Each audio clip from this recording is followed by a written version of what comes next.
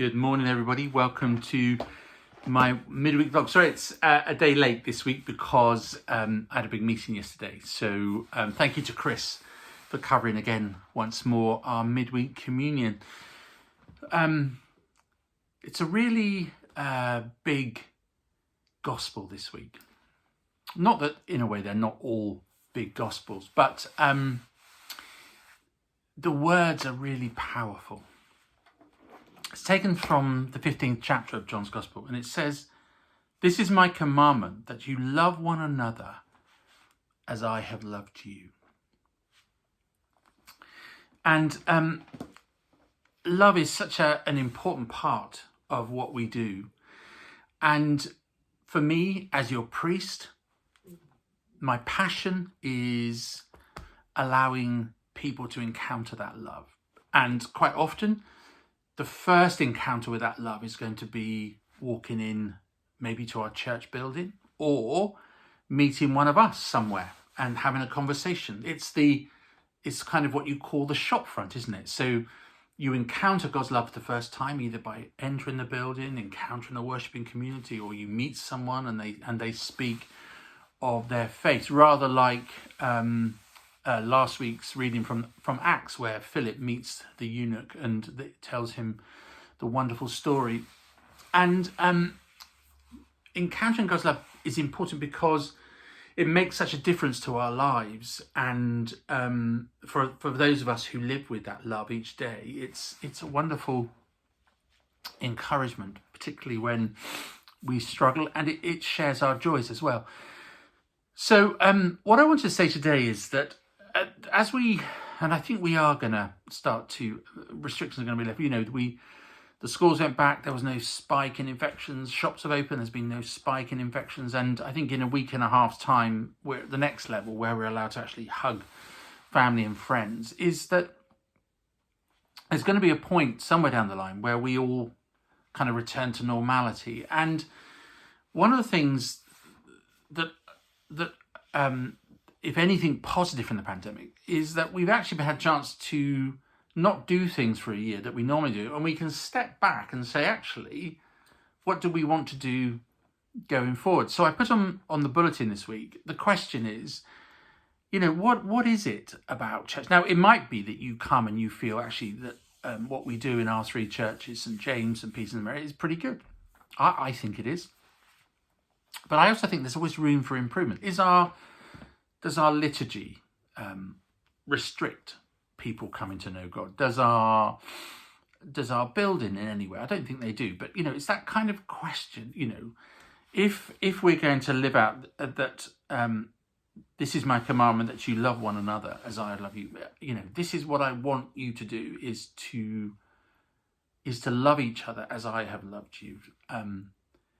Then I think it's important and incumbent on all of us to reflect on what we do, how we do it, and what impact does that have on our lives and the lives of those around us. I've got a really important meeting this morning to start talking about the church and the environment. We've got to take seriously our role in the world in which we live. The government is challenging us with targets, and we as churches have also got to take seriously how we work with the environment and take our place and our part within the world in which we live, because that is part of living out God's love as well, isn't it? Is protecting the planet, protecting the environment, protecting all God's creatures. So it's a really interesting time for me, and I would like you, all of us, to think seriously about the life that we share. And if you've got ideas, things that we could do, maybe there's things we need to stop doing, I don't know.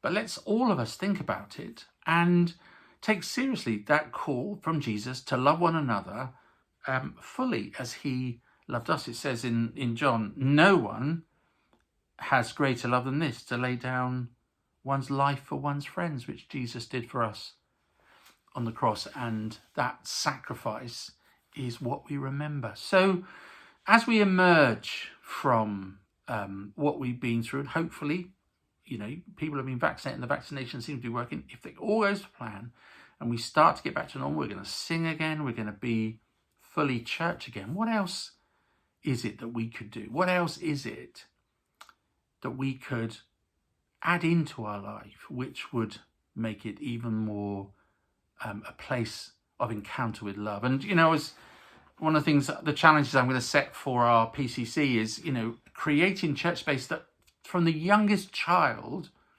to the most elderly person can come together in one place and feel welcome and feel engaged and feel that incredible love. I hope you're all okay. I hope you're surviving well. I suspect many of you have had your second vaccination, and thank you for playing your part. Today is election day. I hope we're able to get to vote and to have an impact on our local communities. But let's just take a moment in the stillness to think about the life that we share, to think about our three beautiful churches, our three wonderful church communities, and pray that God will help us through the power of his Spirit to truly understand what it means to love each other and to love God, and to be open, accessible to all, accepting of all in that incredible love.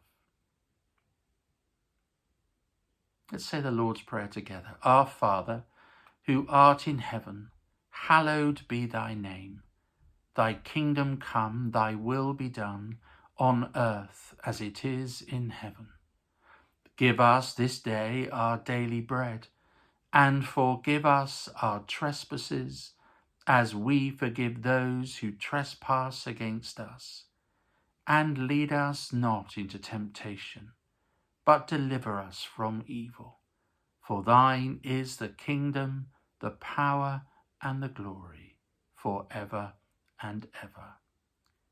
Amen. Those wonderful words. This is my commandment, that you love one another as I have loved you. God bless everybody. Speak soon.